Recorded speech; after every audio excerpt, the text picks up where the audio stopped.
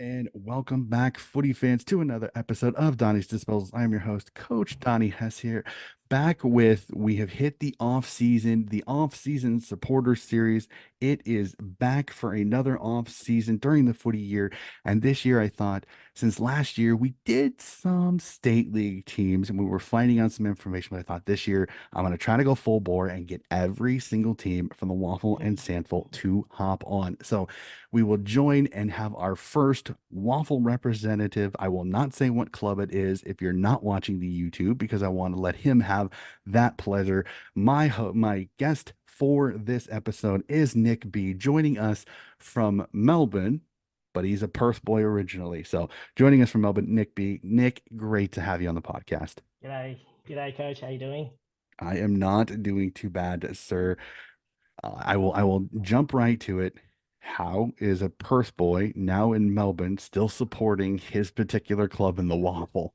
Yeah, no, I am a Perth boy, born and raised. I'm in my 30s now, so I'm probably younger than a lot of the Waffle fans and State Footy League fans, unfortunately, because I think the young generations jump mostly onto the AFL. But yeah, I grew up in Perth, born and raised, sort of in the inner northern and eastern suburbs, maybe 10 k's out of the CBD, sort of in between East Perth and the Swan District zone. So I went to school firmly in Swan District's territory, but lived and played my junior footy in the East Perth zone. So yeah, I lived most of my life there and worked up until about 6 years ago when I thought I'd make the move out east.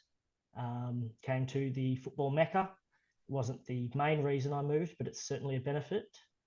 Yeah, so the end of 2017, I moved out to Melbourne, lived here through the good years and the couple of bad years where COVID took its toll. And now, yeah, I live deep in Collingwood territory of all places, something I never thought I'd say growing up. I can almost see Victoria Park from my house, put it like that. Hey, that's not a bad thing, and especially nowadays, it's probably a very happy part of Melbourne for Let's sure just on that one. let's So just say it was September was a very loud time of year around Lawley Street. there's nothing wrong with that. Again, I respect Collingwood. What they did this year was absolutely magnificent. But we'll talk some more footy. So we kind of already did your a little bit about yourself. So we'll jump right into the next question that I have is, what is your favorite thing about the sport of footy? Um, I think, I mean, talking to an American, I think you'd say the same thing we all think, which is that Americans see the sport for the first time and just say, there's the hits and there's no pads and they're running at each other and jumping on each other's shoulders. And growing up with it, that was just normal to us, but we loved it, and it's just more exciting than I think anything else that you could watch or play. It's 360 degrees. The other thing though is the community, and I there might be sports around the world where this happens, and I guess there's tailgating out in the states, but for other sports in Australia, you don't seem to have anything where people can absolutely be at each other's throats on or off the field, on or Mhm. off the pitch for 2 3 hours, wanting to do unspeakable things to each other, and then once the game's over, they're happy to sit down, have a beer, have a talk to each other, and I think that level of community is just something I think it speaks volumes about football, about footy, Aussie rules as a whole. Yeah, 100% agree with you. Like I've being somebody that covers the AFL and covering all the different leagues, the one thing I have to give is that a lot of the fans that I've interacted with, they're all very respectful. They're all really Yeah, appreciative. You're gonna have the dickheads. It's gonna happen. yeah, There's yeah. no Oh, there's there's nothing. every single fan base has some dickhead fans that are Let's just yeah, gonna say something really stupid. yeah. But there's a good majority of the fans that I go back and forth with that are really they're good people. They're respectful, they're understanding, and like I've had some that Sydney got smoked in a game, and I got messages from people, everything okay? Like is like you're not too upset, are you? And I was like, and I tell most people, I said I can click off once the game's over. Give me like 50 seconds to just get angry, Yeah. then I'm good. Like I can let it go. It's not going to affect my mood. And I know again, everybody handles how their team does differently. Give me a minute to just get my frustration out, and then I'm good. And then But I appreciate that there's the respect and the mutual admiration for everything that they do. So it's a lot of fun. So 100% agree with you on that one. So let's go back. I want to go back into the recesses of your earliest days, earliest footy memory that you can recall. I think the earliest memories would be just sitting in the car driving around with, I guess, I don't know if it was called 6PR back then, but 6PR or ABC radio, listening to the footy, and it was whatever game, whatever AFL or waffle game was being played at the time, or just having that exposure. The other thing would just be kicking the footy around with. I've got a lot of cousins. I've got my sisters, got family, and we go down to the park or go on holidays, and there'd always be a footy floating around. Um, Normally it was black and blue, as kind of hinted already that East Perth is my team. We'd always have some black and blue merchandise floating around, and be kicking one of those footies.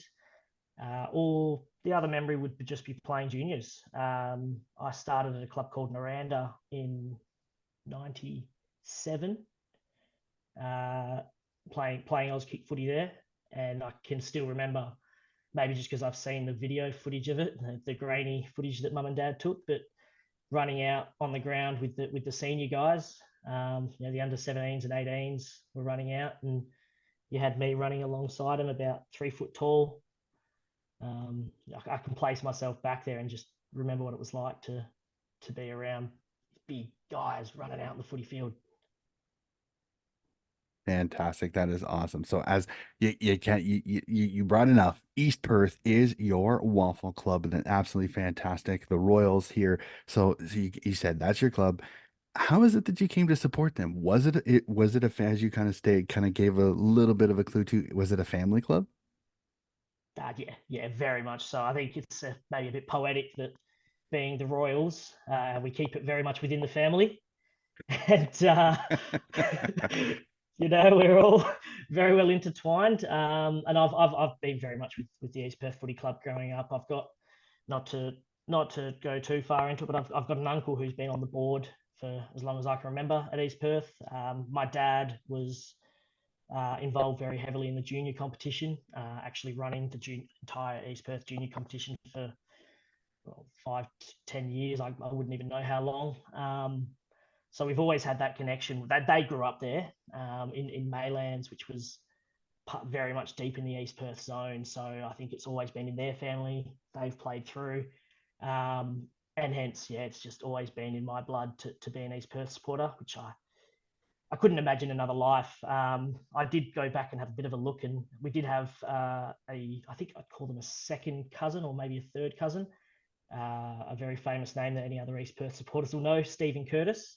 He was a back pocket, little pocket rocket who played in the 1978 Premiership. So my mum's granddad and his granddad were brothers. So there's even that little family connection that goes back on the other side of the family. No, it's East Perth and nothing else. Fantastic. I gotta ask this because I love the culture of the Australian rules when it comes to, there is that little, there's always those fun stories of, if you grew up in a family that they picked your club for you and they told you you're in the family if you pick the club. If you decide you don't want to be, you could get kicked out. Are there any truths to those rumors? Because I've heard a few Essendon supporters who I've chatted with that said their father gave them an ultimatum when they were young, said you pick Essendon or you're out of the family. Is this Coach, true? Coach, you did actually prime me with this question earlier, and the note that I wrote associated with it says, and I'll read it: if I didn't support East Perth, I'd likely be disowned. So It's yeah, it's the culture. I love it. it I is. absolutely love it. We do have a bit of a mix. Like, my mum actually grew up in Lathlane, which is now, Lathlane Park is now Mineral Resources Park, and it's where the Eagles Hmm. are based out of. But it was the Perth Demons, so a lot of her family are Perth Demons supporters, and for some reason that I'm not sure, and I thought about asking, but my pop, her father, was actually a Subiaco supporter all his life. So there is a bit of a mix, but beyond that, yeah, it's very much East Perth. Hey, there's nothing wrong with that. It's always fun sometimes. Or my favorite is the wife marries the husband. She was a supporter, but then she follows her husband's team after they get married, which is always another interesting little tidbit on that one. So I absolutely love it. So all right, so East Perth supporter, as you said, you're still relatively young compared to some of the supporters here. So can you give me just a little bit of a history of the club? I know that it has had Yeah. a lot of success at times and unfortunately sometimes not. Yeah. You actually, not to plug a podcast of your own, but you actually had a good chat to a gent named Ian about a year Mhm, ago, and I thought his summary was excellent. He spoke quite well about the history of East Perth. But for a bit of a background, it's one of the historical clubs formed in 1906 from the old unions in sort of a working class inner city part of Perth, or in a town part of Perth. They played out at Perth Oval for the majority of the time there, which is now where Perth Glory and the Western Force plates being converted into a rectangular stadium, sadly. But there's a lot of early success. So they won 5 flags in a row back in the late teens, early 20s, and actually had an undefeated season during the underage comp during the war in 1944. Yeah, there was a bit of downtime, but through the 70s, the East Perth came back. There was a premiership in 72, and that was with Mal Brown. Actually, I think it was Mal Brown. Would have been that year. 78 was probably the most famous. It was Barry Cable had come back from North Melbourne to play against his old side in Perth, uh, and obviously, yeah, well before my time, I was nothing but a twinkle. But my family have all told me it was literally the wettest day they've ever seen in Perth in their entire lives. To this day, they'll tell me that, and they beat Perth by 2 points on grand final day. So then, yeah, it was a 22-year drought beyond there. Yeah, I've been told about the tough days of the 80s where it was can rattling and looking for sponsors, a bit like a lot of clubs in the VFL at that time, like Footscray. mhm, So I think that was quite a tough era. Through the 90s, not too much success. There was a grand final loss in 96. And then, yeah, 2000, we relocated to Leederville, had a bit of a host club arrangement with the Eagles, and finally broke that drought with a hat trick of premierships. So those are definitely my early memories with those premierships. Um, then yeah, again, it's been a bit up and down since then. We've had some alignments with the Eagles, then come back to our own. We've had a few guys come through the AFL, which has been quite good. So if you talk the old days, you had the Polly Farmers, Sid Jacksons, mhm, or more recently, even Ross Glendenning, but then Dean Cox, Joel Corey and Mitch Duncan at Geelong. He's Hawthorn's old captain, Ben Stratton. He's an East Perth mhm. boy. And then Sammy Powell Pepper running around at Port. I think I just saw he's been joined by one of our young guys, Xavier Walsh, he's been picked up in the draft. So it'd be good to see a couple of East Perth boys running around in the teal. Yep. So So always good, and you love seeing that, and it gives you a little bit of connection to it too. That they may not be your club in the AFL, but it gives that fun. It's like grit. It's like yeah, gridiron sport over here. Like when you watch them move on to the professionals, like yeah. you may not be a Chicago Bears or Kansas City Chiefs or anything like that type of fan, but you support a young man or young woman that you've seen grow up. So that's absolutely fantastic on 100%, that 100%. one. When, So. when, when, I, when I even when I see Sam Powell Pepper kick a bunch of goals against my AFL club, I don't complain because I'm seeing an East Perth boy. Or I think Jai Amos kicked the winning goal to knock the Bulldogs out of the finals in 22. Mhm. Um, I didn't mind because he's an East Perth boy, so we'll allow it. Absolutely. Alrighty. So my favorite again is the visceral nature sometimes of the rivalry. I love the rivalry. So I gotta ask this as an East Perth supporter, who is your biggest rival in the waffle and why? West Perth. West Perth. Yeah, no, it's I don't know. There's been some manufactured sort of rivalries like Subiaco are our co-tenants at Leederville, so there's a bit of a attempt at a rivalry there, and we do dislike them a bit. And I think there's Swan Districts because we're kind of the two eastern clubs. and we probably have the most, um, depending on who you Mhm. ask, the most passionate or the most feral fans. So there's definitely those, but it's West Perth. The Derby is just the only thing that matters. Like, one, win a premiership, two, beat West Perth.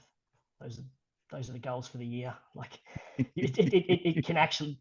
You talked earlier about how you can forget about things after 45 minutes of steam. I think West Perth games, it needs more than that. I think it needs until the next time you play them. There's Yeah, it's It'll something stew. special. It'll stew. It's Collingwood Carlton in the VFL Hmm. days. Sadly, because the waffle hasn't quite got to what the AFL has, you'll never see the equivalent of the Collingwood Carlton in East Perth, West Perth. Yeah, and unfortunately, with the AFL machine behind it now, unfortunately I don't think you will. But there's No. nothing wrong with that, and you love the good old fashioned, tough, well hard earned rivalries that you've played each other. There's a respect, but there's an animosity to it, which there's nothing wrong with that. So, all right, we'll stay in your past a little bit. Can you remember the first ever Royals thing that you were given or bought? Ooh. Um, Probably not really. I mean, as a kid, I mean, there's no doubt that as a baby I was put in East Perth merch. Like, if I should go and look up to see if there's any photos of me in an oversized jumper and a beanie, because no doubt, or some long socks. There was definitely some of that. Yeah, if I find one, I'll send it to you to throw up on the screen. But no, otherwise, I've still got a lot of copies of some of the early like football budgets, which is what we Hmm. call the record over in Perth. I've still got some very early copies from, say, 98, 99, when I was, yeah, probably too young to really understand it, but um, I think they're in safekeeping back home in Perth. Nothing wrong with that. I love those. Just the differentiation. I've heard wool jumpers. I've had plastic footies. So it's always interesting to see Oh how yeah. what they kind of grew up with. So it's always good. My favorite question of this podcast, only because I love hearing it, because I've become a nuffy. I will take on that Australian term for sure. I've become a nuffy of my club. I've become a nuffy when it comes to the sport. So I love this. Describe your fandom for me, because I know that as we were talking off mic, I told you about how I get up early in the morning to watch the games and how that all kind of came about. So, and there's this unnamed passion that I love about sports people, because they get into it. Some people call it die hard, then it takes on a negative connotation, but I don't like going there. Describe to me your fandom of East Perth. Yeah. Well, fortunately, I don't have to get up at 4 a.m. too often, although I do have memories of being in Chicago one night and not being able to sleep because it's Chicago. And so all you're hearing are sirens going off every 2 minutes, the nightclub downstairs making noise. And so all I did was put my headphones in and at 3, 4 o'clock just listen to an East Perth South Fremantle game. But yeah, as a fan, it's just always been a family thing, particularly East Perth and the Waffle. So we'd all get in the car and go down to wherever the game was, because we had that connection.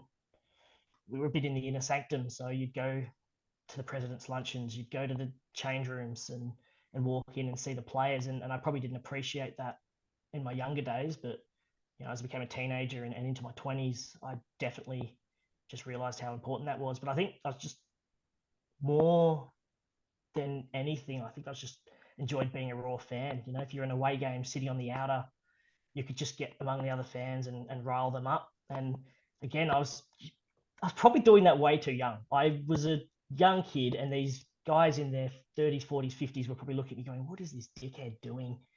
He's just a little kid. What is he trying to say?" But to be honest, I'm in my 30s now, and that hasn't changed too much. All the clubs are quite corporate now.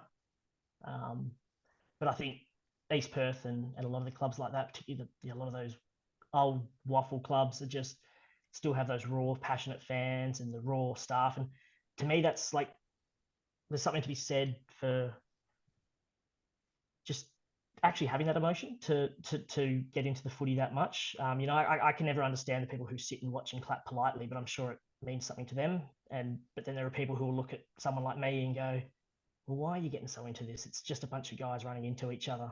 But there's yeah, there's a huge amount of emotion that actually does it gives you something, and I Mhm. think there's no point shying away from that. You should enjoy it. So for all the like I said, nuffies, I definitely have been called a nuffie many times, and I will absolutely hate that, take that on board. Um, but yeah, that's what being a fan is to me, is that passion.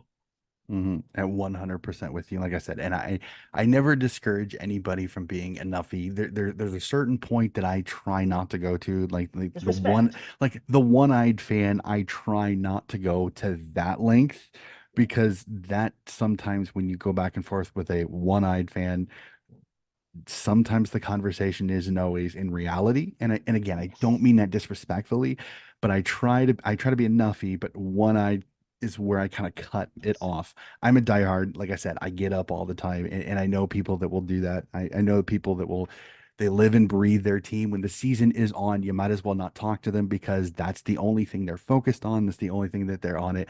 I respect those fans. The one-eyed fans are the ones where sometimes I have issues with. But yeah. again, everybody's going to fan differently. I don't disrespect No. you for being a one-eyed fan, but I kind of will stay away from you because If you sometimes. can, yeah, if you can sit and watch a game and the opposition player does something spectacular, if you're getting angry at that, then you've got a problem. Mhm, You're not a football fan. You're, like you say, you're a one-eyed person. I think mhm, the love of football comes first, yeah, for sure. And um, I think having that passion again for the sport and for the game, and just for the appreciation. And again, once the game's over, that was it. That's football. mhm. You your mates, you enjoy each other's company again. It's Yep, not the be all and end all. 100% agree with you on that one. So, all right, first ever East Perth game that you got to attend live. So I was racking my brain when you asked me that, or you prompted me on that one, and I actually can't remember. My first memories of being at football, honestly, were so young I wouldn't know what was going on, and I would have Mhm, been sitting in the like in the lounge, or in the back of the stands, just with my mates, probably playing Game Boy or swapping cards or whatever we were doing. But um, we weren't very invested early on. I think we were just surrounded by it, and it obviously seeps in over mhm, the years. But one of my most vivid early memories was I think it was in about 2001. I remember we were at a game in Leederville, and this is basically East Perth won in 2000. The middle of 2001 was basically just the height of it, and we were dominating and we were beating teams by margins every week. And I remember being with, yeah, some of my cousins and maybe some of the players' kids that were around the same age, and we were all sitting up there. And every time East Perth scored a goal, the crowd would get up, East Perth, and start chanting. And we get into it. We start chanting, East Perth, Royals. We'd get real enthusiastic. By the end of the game, like, everyone had obviously caught on to us, and they were sort of letting us lead the chants. So you had these kids just yelling and screaming and chanting, and they were amused. But we loved it. Yeah, again, talk about early sort of passion. We just loved yelling and screaming as 7 or 8 year old kids watching our team demolish the opposition. Fantastic. Absolutely love it. All right. This is my favorite question because it's always interesting because as I've said, as people sometimes that have kids, is that this is like choosing your favorite child. Do you have a favorite player of the past who's donned the black and blue, and a favorite player currently on the list that's your favorite? Hmm. Yeah, I need to pick a couple. That's fine. From the time I've been watching, probably the first and biggest footy player that I enjoyed watching was a guy named Devon Perry.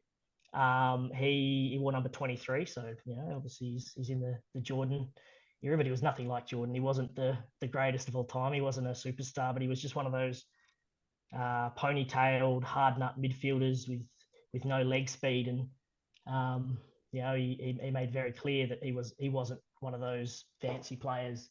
So he was probably my favourite during those hat trick years growing up. I loved watching him play. It's another guy, Frank Agostino, who actually played at Naranda before me. So he was a few years older at my old club, and obviously I admired watching him play for East Perth. Many years later, when I was playing seniors down at Naranda, we actually got he played and coached there for a while, so I got to play alongside him a little bit. We're quite good mates, so yeah, a lot of respect for him. Um, Presently, it's a bit tougher, I guess, not being at the games. You don't have that even just that same association or rapport, seeing him each week. The midfield at East Perth is incredible. You've got guys like Mitch Croden and Hamish Brayshaw, Scott Jones, Angus Schumacher. They're all AFL experienced players. Um, the one that comes to mind, though, is a young guy named Sam Van Diemen. He's just a little forward who runs around, works hard, just does the impossible. I think he kicked goal of the year this year, but they didn't give it to him. I was absolutely robbed. If you look up, Sam Van Diemen, Leederville Oval, just one of these snaps from the pocket that shouldn't have happened. And I think he's only 23 years old, so he's one who's going to be running around for a long time. I look forward to seeing him. Awesome, awesome. Love, absolutely love it. So, and then one of my other favorite questions, just because the smile on the face of the person that I'm asking this question is always great as they do this. Most memorable moment as a East Perth supporter. Oh, yeah, it's actually not that easy. I mean, the obvious one I'd say would be the premierships, but I think I was just not old enough to appreciate them. The 2000, 2001, 2002, like they were amazing moments, and I've watched them all back, and they aged terrifically as games of footy. I think it's a bit obscure, but one of my favourite memories watching East Perth was, and I kind of wish I looked up the exact stat on it, but it was a game we played against Subiaco back in '07 or '08. And again, Subiaco, I don't know how much you know their history through the early 2000s, Church, but they were dominant. They were, Hmm. after East Perth won those three flags, I think West Perth won 2003, and then it was just Subiaco for the next decade and a bit, just dominated. There's a lot of reasons behind that I won't go into in case any Subi fans are watching and get into the comments section. But they just moved over to Leederville, so to our ground, and again that co-tenant rivalry, and I think they beat us 8, 9, 10 times in a row over the years, 100-point wins. Once where they pipped us at the post, it was just win, win, win, Subiaco. Like you didn't go into a Subi game thinking you'd win. And then one game I think it must have been about 2007. We beat them by a goal, and it came out of nowhere.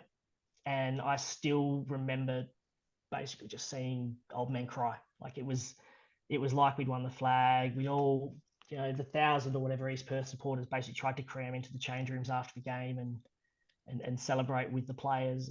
And that was definitely, that was just one of those moments again as a kid. You go, shit, this is Yeah. a cool thing that's happening right now.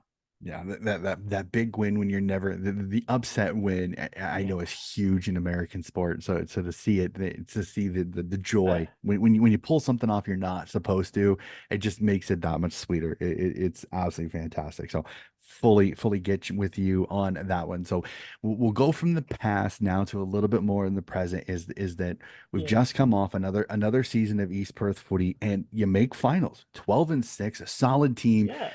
But I think as we kind of mentioned off mic, unfortunately, midway through the season, there was talk East Perth was one of the top teams. They were top of the ladder. They were playing great, absolutely great footy. And unfortunately, kind of slipped towards the end of the year, made finals, which is the biggest thing. You make finals, you got a chance to win a premiership. Unfortunately, the finals probably didn't go the way you wanted it to, unfortunately. So just your thoughts on this last season, because it's nothing to sniff at. 12-6, you No. make finals, you make the five. So you had a chance to win a premiership. Just unfortunately fell a little bit short to a very good Claremont team in that elimination final.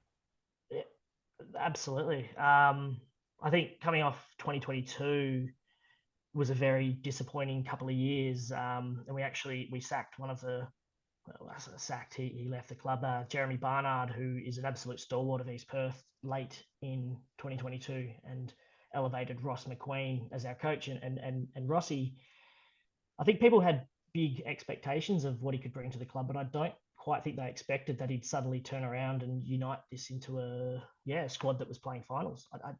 You wouldn't see many East Perth fans that were saying we were challenging for a premiership this year. You just wouldn't. And yeah, there was a point where I vividly remember sitting at the park with my laptop watching East Perth play Claremont, and we beat them by a good 6 or 7 goals, which was just, oh, we were unstoppable. And at the end of that day, we were on top of the table. Um, and yeah, there was the real thought, this East Perth side could win a flag out of nowhere. Um, Unfortunately, late in the season, we had a couple of injuries. Scott Jones was definitely the form ruckman of the comp, and uh, he went down with a leg injury, a broken leg, I believe, and so we had to blood a young guy, Jed Edwards, who'd been working his way up in the reserves. Sensational. He stepped up. I think he's going to be huge for us in the future, and for him, it would have been the perfect development. It's like the reserve quarterback. Like, you don't get much of an opportunity, but if you do and you take it, you can be onto huge things. But yeah, losing Scotty, losing a couple of others late in the year, I think we did run out of a bit of puff. And that final against Claremont, I was not in a good mood going into that game. I sat down, had the TV ready, and I was in a lot worse mood at the end of it. It was a very frustrating game. You never want to blame the outside influence of, say, umpires, but at the end of the day, if you're not good enough, or if you are good enough, you win. If you're not good enough, you don't win. So yeah, we weren't there, but I don't think it's a disappointing season. Like you said, it's nothing to sniff at. It's a Mm. huge step going forward. It's, Yeah. yeah, something to be proud Yeah. of. And the biggest thing that I looked at it with this year when it comes to Eastport, as you said, there was no talk of premiership or I mean No, finals was a goal, but whether it was on the radar, I think most that, especially when I talked to Ian last year, is he thought there was possibility, but he wasn't going to jump that far to say that he expected finals. And again, and yeah, expectations again 100%. are completely different amongst each fans. I mean, some fans they expect a premiership every year. Other fans were a little bit more practical when it comes to it, just by the way that goes. So it's nothing to sniff at. A really good year, and this was a Claremont team that you look at it and they go, they just were the king. They were the kings of the comeback, which was really really annoying. Yeah, And exactly. I have a really, the person who I chatted with last year is the Claremont fan. Him and I went back and forth with him all the time. I said, "Will your team never die?" Yeah, well, that Because was. they I think just they. I always think that. would I find think a they way. did that to us in the first time we played them. I think we had them 4 goals up, and then they just turned around and said, "All right, off you go." Yeah. So they were. They were, and they've got finals experience, which I think is massive. Mhm. As much as it's just another game, to have that finals experience in your Yeah. repertoire as a squad is massive. So Yep. yeah, I think losing to them is nothing to be ashamed of, and Yep. the sign of a good season. And you had, like I said, you had a chance to win a premiership. You made finals. I mean, there's 5 other teams that did not even make finals. So there's nothing to Correct. sniff at when it comes to it. So alrighty. And I know this isn't easy, as you said, you're in Melbourne, so it's not always easy to get information. Have you been keeping an eye on their off season? Have they made any moves this year, signing some players Yeah, from other clubs that you think maybe will help the team progress this season? it is hard to keep up. I will agree with that. I do. Yeah, I don't have access to the West Australian, and I'm certainly not subscribing to that newspaper. But there's not many other places that do too much waffle news. But I think this year, from what I've seen, it's more about retention. I think as we said, like, it was such a the squad we had achieved so much this year that it's about getting guys like this Hamish Brayshaw, Angus Schumacher, Mitch Croden, Scott Jones, getting some of these guys just onto longer contracts and making sure that they stick around, because unfortunately, when you are surprisingly successful and your players win Sandover medals, Hmm. uh, other clubs come sniffing. The AFL comes sniffing. West Coast tried very hard to take Hamish Brayshaw away from East Perth this year, but he, to his absolute credit, said, no, I'm signed on to play football at East Perth and I'm going to continue.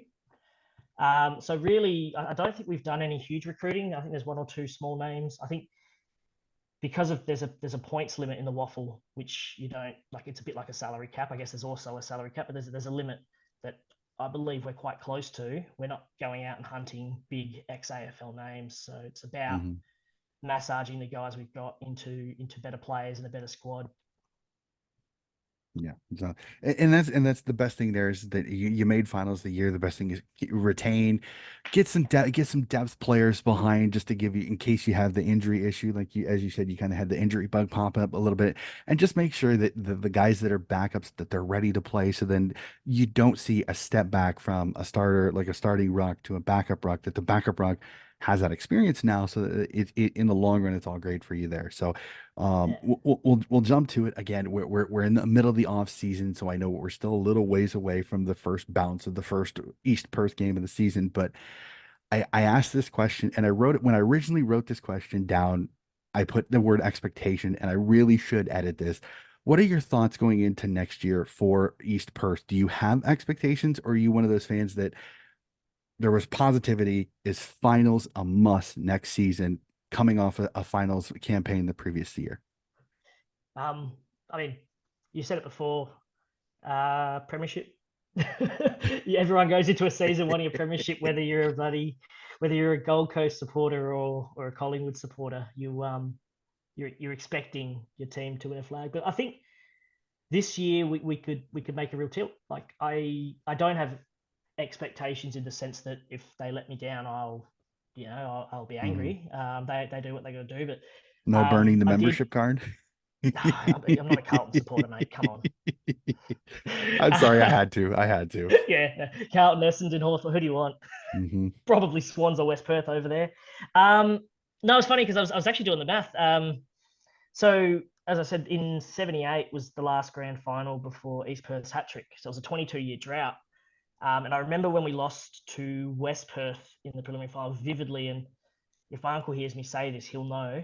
I was, me and all my cousins were all devastated that we'd lost this preliminary final. And if we were old enough to have membership cards, we would have burnt them, even though we'd lost a preliminary final. And my uncle turned to me and said, it took us 22 years to win a flag. You guys are just entitled because you've won three in the last 3 years. You don't know what Hmm. it's like to suffer. Anyway, that comment came 22 years ago.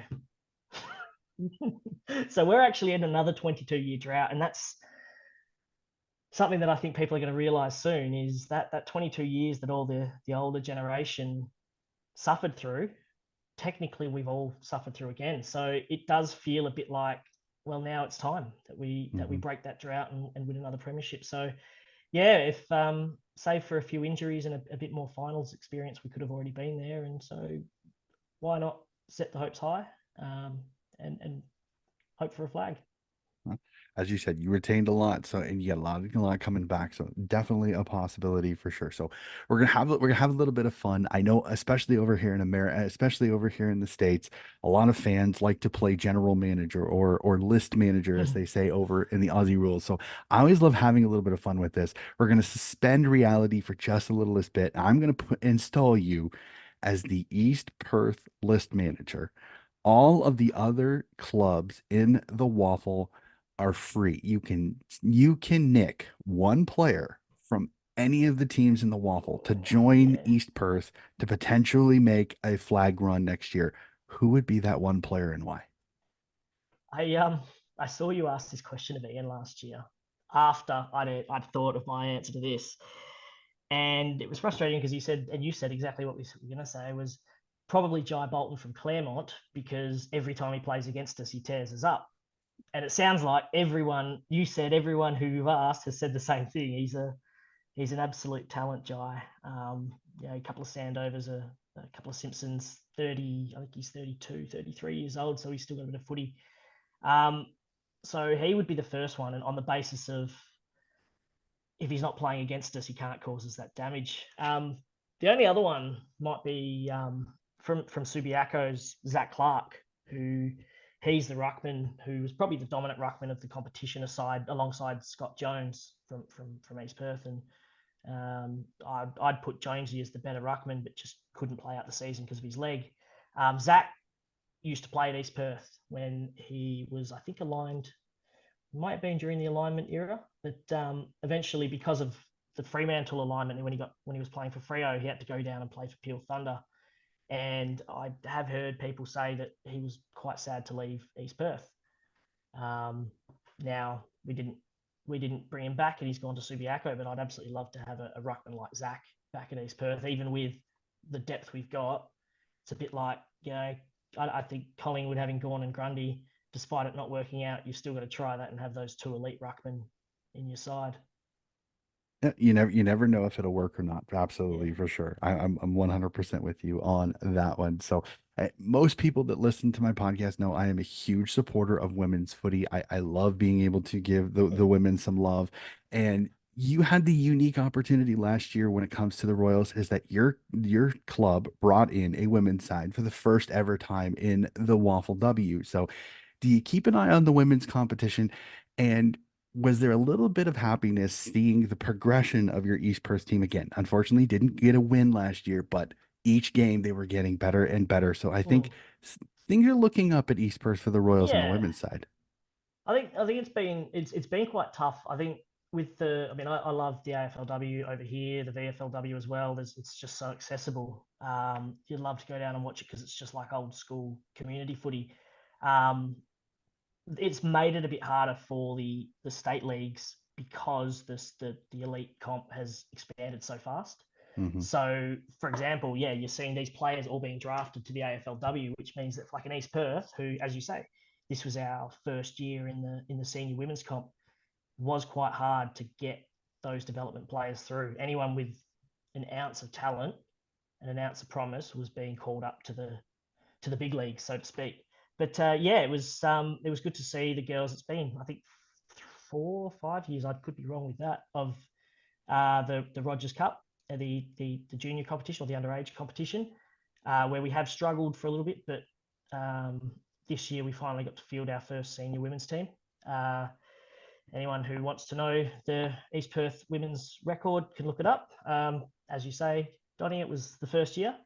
Uh, just happy to be there. But more promising is seeing the Rogers Cup team, who have taken a bit longer to develop, actually played finals this year and got beaten by a very talented, a bit like the men, got beaten by a very talented Claremont team. But yeah, again, that's the promise that's coming through, is that you're seeing now the underage. They're only, as long as we don't get poached away by the AFLW, they're only going to keep progressing at East Perth. Hmm. Yeah. And I think as the years go on, the talent is going to fill out because you're going to see more and more like the AFLW. The one thing I got to give is that a lot of competitions saw absolutely exponential growth. So you're starting to see these 4 and 5 year old girls in 2017. They're starting to become 12, 13, and they've been playing footy since then. And the skills are so much better.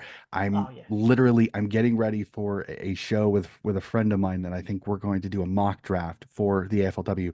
And I'm going through a guide from Rookie Me Central, and I'm literally going, okay, there's a lot of elite caliber players that are going to be in this draft.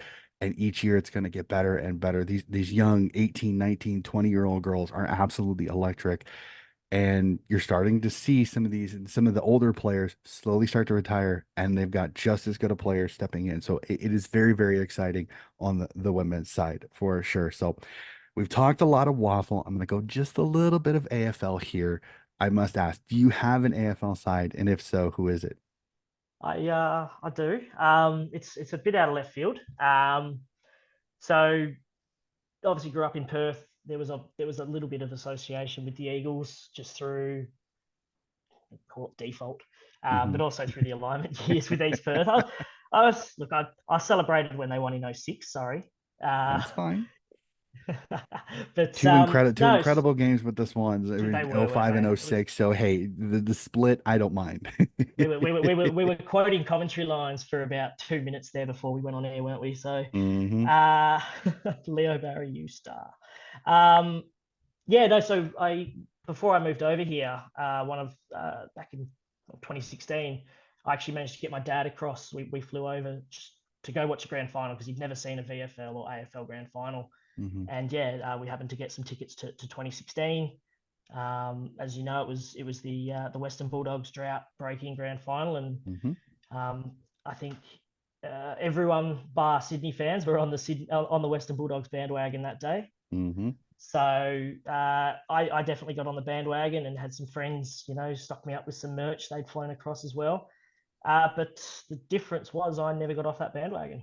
I said I knew at that point one day I'd be moving to Melbourne. So I needed an AFL team. You can't move here without one. And so yeah, the Dogs have been my team ever since. Yeah, just followed them pretty much passionately. I'd still happily see an East Perth Premiership and the Dogs finish last, but yeah, they're the Western connection in the East. Hey, there's nothing wrong with that. Footscray is fun one. And like I said, I may be a Swan supporter, but even 2016, even after the game, I know there's some controversy among some Swans fans, but I was happy I knew several Duggies supporters and I was happy for them and to see Yeah, the joy of the Western suburbs was that's what it fantastic. was. I think it was just that joy of these old guys who had just never seen this, and you could just tell there Hmm. it was their life. So that's what stuck with me. I think there's a bit of East Perth in that actually, just that working Hmm. class sort of rough suburbs. Yeah, passion.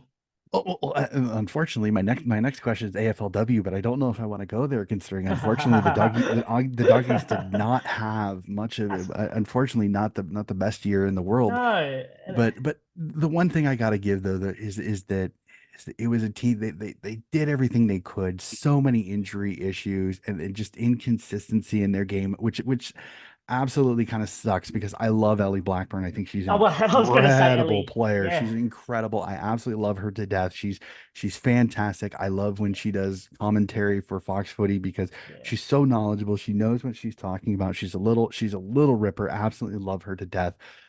But so, did you keep a track of the Yeah. AFLW team? And again, Oh, unfortunately, a 1-8 season, and unfortunately, it took the West Coast Eagles were the team that they well, beat. So that was probably an interesting one for you. no, it was satisfying. It was no, but like I heard Rocky Cranston, who I'm not sure if she's retiring this year, but she's an absolute legend of women's footy. She was talking about it, and she said just sometimes things don't click, and you know the Bulldogs are one of the original clubs with Melbourne in the AFLW. They played the original sort of women's footy exhibition games. They had the flag in 17, I think it was. Hmm. But yeah, it was yeah, it was a bit of a rubbish season. They happen. Every team has them. It did come as a bit of surprise. I think there was a lot of promise early on, but I do remember Ellie after that game against the Eagles, like she was in tears. Hmm. She was so happy, and when they interviewed her, she couldn't stop crying. And she's like, you know, they said, "Are you happy?" She said, "I'm just happy for all these young girls who have been working so hard all year, and they get this reward. And it Hmm. may not be much in the big picture, but you know, and I mean that's uh, I'm not putting it on. I'm a big advocate for women's footy, and I think just the fact that it brings you back to the community roots, because, like I said, Vic Park is my backyard. Collingwood girls play out there all the time. I'll happily go out there and sit and watch a game and get involved in the festivities. It does actually take you back to what I imagine VFL was like, maybe just without all the, you know, Hmm. vitriol of the old days.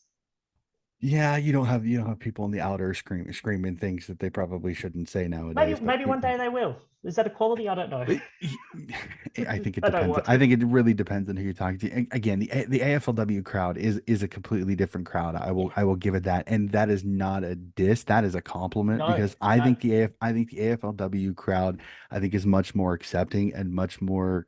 I think there's a kinder, almost a respectful relationship because they know that this is a growing competition that right now you kind of have to be together, though you're playing each other. You kind of have to be together because the best way for the competition to grow is for people to see that it's an environment that people want to be at. Yeah. And I absolutely love it.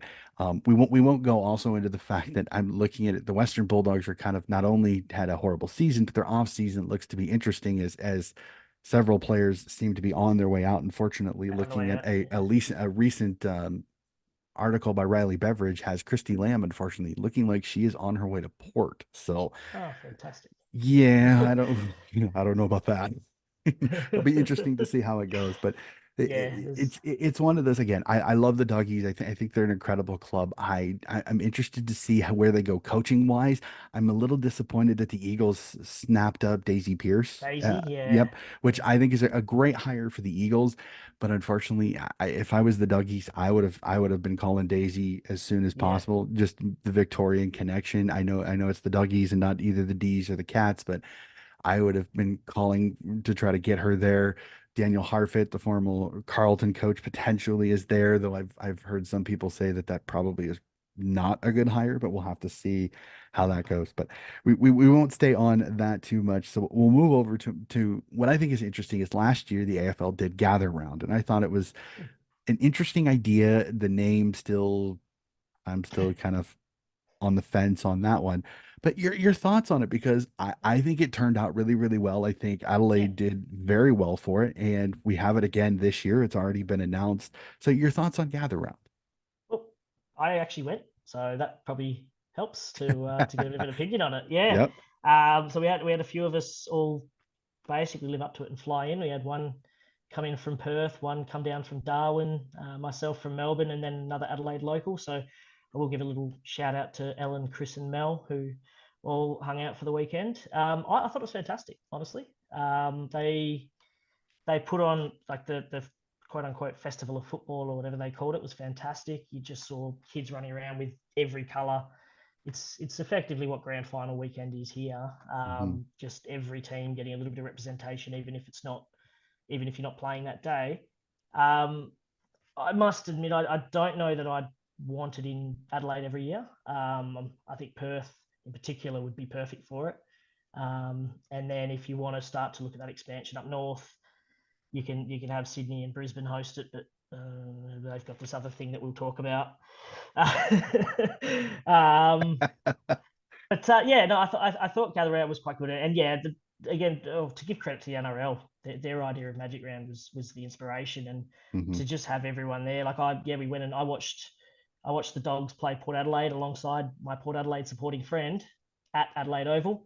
I think the rendition of Never Tear Us Apart was not quite as good when you've got so many neutral fans, but still brings Hmm. shivers. And pretty sure I got pneumonia that day because it rained from start to finish, um, and we lost. But no, the whole weekend, those games. I think I saw Essendon, Melbourne, a couple on the Friday night. It's a brilliant system that I think they'll keep going into the Yeah, future. I like it.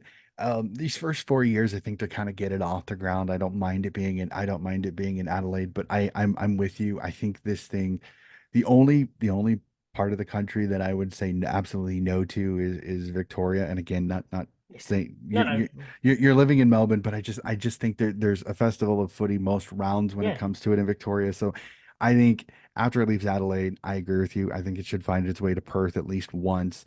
Sydney, Brisbane. I'd be interested to see if they could ever find a way to do it in Darwin, or and to find a way to maybe do it there. I have a hard time seeing maybe if they're going to have enough infrastructure to be able to do that. But Yeah, that would it'd be in big be grounds. Yeah. yep, it'd be really interesting to see how it goes. But I think I don't think it should be sedentary in one place. I think it should move around just to kind of keep things fresh. That in 5 years is a yep, long time to be yeah. contracted to something. But unfortunately, I think Peter Malinowski kind of put an ultimatum into the AFL and kind of He did. hand tied him a little bit. Again, I understand it. He's trying to do what's best for his state. Completely respect it. I just think that I worry it gets stagnant before it moves, and I think that could be a bad thing. But we'll have to see. Yeah, no, I agree. And then we'll jump from that to what has really been a bee in everybody's bonnet, and that is zero round this year as the AFL and again in their utter brilliance decided four teams from the NRL are coming to my country, coming over to Vegas to play Aussie rules, which I love how many footy commentators and fans are going NRL in Vegas. That's a great idea.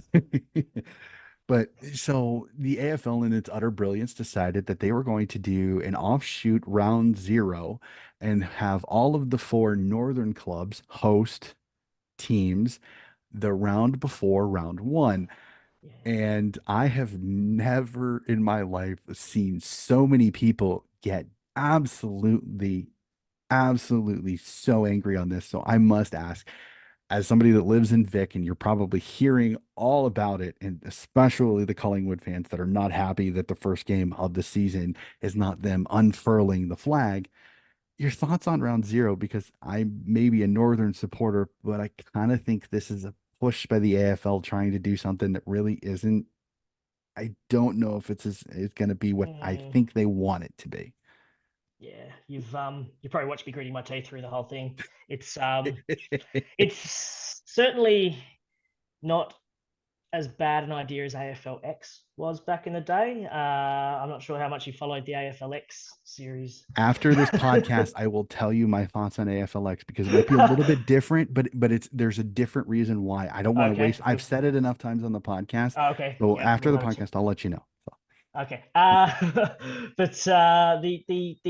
But yeah, the opening round or round zero, it's frustrating because it's not just four Victorian teams. It is the four big Victorian teams. It is the biggest pools because they know people will get on planes despite how much they despise the concept. They will still get on a plane and fly up there and get a hotel and mhm, watch their team play because it goes above everything. I guess I don't see the reason at this point when you've got four clubs that are more or less established why they need to barge their way in to the northern states. There's now enough there that there's organic growth and mhm, there's proper supporter bases for these clubs. I mean, we chatted a little bit earlier about cost of living allowance and the academies and what the AFL's already given to some of these clubs, particularly the expansion clubs, more so than Sydney and Brisbane. But it just doesn't, yeah, none of it sits well. And not just from a, this is a, oh, you're ruining tradition perspective. I mhm, can I can give or take tradition. Yes, I think Carlton Richmond is a great game to start the season, and mhm. yes, I think the premiership team should be unfurling their flag in at least round one or two at their home ground. It just doesn't make sense from a business or football entertainment perspective. I guess Mhm. that's what grinds me a little bit, and that's not that I would say that as a West Australian or a Victorian. And you're not wrong. And I've seen a couple people point it out too. It's not like the entire NRL is in Vegas. Like No, no, there's still an there are NRL round one there are still games in Sydney and in that Brisbane. week. So it doesn't really make sense personally. Yeah. My idea is this: instead of doing this round zero, it's once AFL once Gather Round is out of Adelaide. I think what they should do is do Gather Round in Sydney the week that Magic Round is in the Is NRL in Brisbane. because Yeah, then you have Sydney to yourselves because all of the Sydney clubs in the NRL would be up in Brisbane. have gone up to So Brisbane. exactly. So that would have made that for me personally, that would have made a little bit more sense. You can't do it because of the contract that you already have with Adelaide with the Adelaide government with the South Australian government. But I think that's what AFL probably should do in the future. Whether they actually will do that is the $1 million question.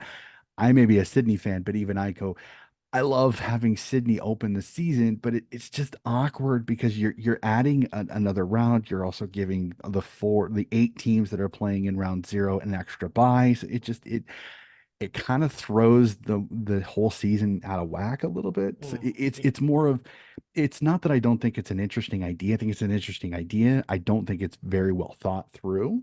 no, If it that makes seems sense. very haphazard, doesn't it? Yes. It just it's the taped over the crack Yeah. type of decision here that I'm just sometimes the AFL does a little too much personally for me. I think they do it a little too much that they just kind of paper over something and then hope you just don't see it. And I think that's more of my thing. So we will move on. I have three more questions. I have a couple more questions, and I've told many people I have not been to Australia. It is my goal. It is my goal to get there one time. I want to see some kind of footy, state league footy, AFL. It doesn't matter. I just want to go see footy in Australia. So I've been asking this. So when I go, I am prepared. My first question again, Americans, we love our food at our sport. So I must ask, what is your go-to food at the footy? Um, don't overthink it. It's just chips and a meat pie. You don't overthink it. Yeah, like chips are always good. Hot chips, especially on a winter's day in Melbourne. I actually went speaking to an American. I went to a baseball game the other day, ABL game. Melbourne Hmm. and Perth played out in Werribee, and I got a meat pie there because I thought, oh, let's try and do the Aussie thing at an American sport. And with no disrespect to the people working the canteen, it was the worst, most burnt pie of my life. So the AFL, at least generally when it's coming out of the oven or the bain marie, it's a good quality, 4 and 20 pie or a Mrs. Max pie. Um, just yeah, simple, effective, good on a cold night. I've noticed Hot Chips has made a roar up the leaderboard because there for a while it was meat pie running away, but Hot Chips have really jumped up. Like the last six or so people that I've asked this question involved in Hot Chips, so I think Hot Chips might actually be leading on that one. Mm. So, and then my other favorite one, my other question is, when I go, I want to be the best possible seat. I want to be sure that I get the best possible environment. So where's your go? If you had your ultimate place to sit to watch the footy, where do you think I should sit? Mm. At an AFL game, get up in the stands and sit among the people and sit along the wing so you can look down and appreciate the fitness of the players and just the strategies and just watch it all unfold. But I think if you're going to go to a local footy game, just go down to the fence. Um, it, it, I, Again, I talked about going to waffle games and sitting in the away team crowds and sitting on the fence. You can hear everything, the players talking to each other and yelling and everything that's going on the bench. It's quite an enjoyable experience. I think that's your two options. If you're going to a big game, get in the stands. If you're a little local game, go right down to the fence and get among it. Fantastic. And then last but not least, this is the question. I've been making a list of these games and I'm trying to watch as many as I can. Favorite game of footy you have ever seen, live, on the telly, at the ground, doesn't matter. Favorite game of footy you have ever seen. It's just you prompted me on this one, and it was honestly just too hard. But I think any game that comes to mind is one that I've been at, and the majority of them have been AFL games here in Melbourne because I think nothing compares to being particularly at the MCG. And I would have said the 2016 grand final because, as I said, it was the first ever grand final experience. Just being surrounded by those old Footscray supporters and even the Sydney fans, it was just an amazing atmosphere and that bit of celebration at the end. As a game of footy, maybe not completely incredible, but the atmosphere is what did it. But one recently, and it may just be the recency bias, is I went along to the prelim this year, the Collingwood GWS game, and we were up in the stands. I was there with my dad, and I do not joke when Collingwood won by a point and the song started up and the Collingwood supporters got up to cheer, the entire grandstand, made of concrete, shook. And even my dad looked over to me and said, "Is that normal?" I said, "No, it doesn't normally do that." So I could name games that were amazing because of what happened on the field, but I think the ones that come to mind are just those ones you're around. And hopefully, if you get down here, coach, yeah, we'll get you to a game like that. You can feel it. I've had several offers. I've had many people. I know I probably will never have to pay for an entire drink the entire time I'm down there because I can't tell you how many people have said, "Mate, coach, you get down here, first beer's on me." And I'm like, I'm not a huge drinker, but I will partake in a free alcoholic beverage for sure. But it's one of those. I'm super excited. I think I could probably couch surf on like most of the states throughout the country. I know I've Brisbane, New South Wales, Victoria, Tassie, South Australia. I've got several friends in WA. I think Northern Territory is the only state right now that I don't have somebody that I could probably couch sit at, but it's been so much fun. I truly appreciate it. So that's going to do it for my questions. Again, I love these conversations. Your passion is fantastic. I love it. I will definitely be keeping an eye on East Perth. I know Scooter last year was absolutely magnificent. Love chatting with him. So the passion of the East Perth supporters has been amazing. So just want to thank you, Nick, so much for hopping on the podcast today. No, I appreciate you having me on. Thanks very much for the time. It's been great. Absolutely love this. It's been fantastic. So, ladies and gentlemen, that is going to do it for our podcast again today. Keep an eye out. More state league chats coming up, off-season supporter series. As I kind of teased a little bit, I've got an AFLW mock draft episode going to come out with a good friend of the podcast from the Soaring to New Heights podcast, the Hawks podcast, Liam. We decided we're going to do a fun mock draft of the first round of the AFLW once trade period kind of rounds out and we know the order. We're going to sit down and have some fun with that. So keep an eye out on that. And that'll do it for another episode of Donnie's Disposals. We'll be back again with more footy coverage very soon.